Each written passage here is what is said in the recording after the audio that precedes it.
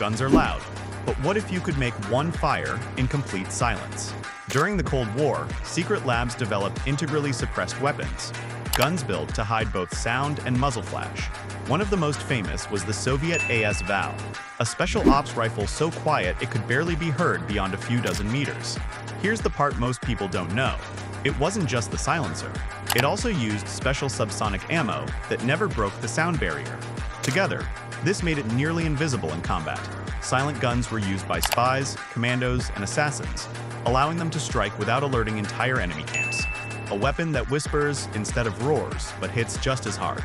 For more stealth weapon secrets, like this video and subscribe.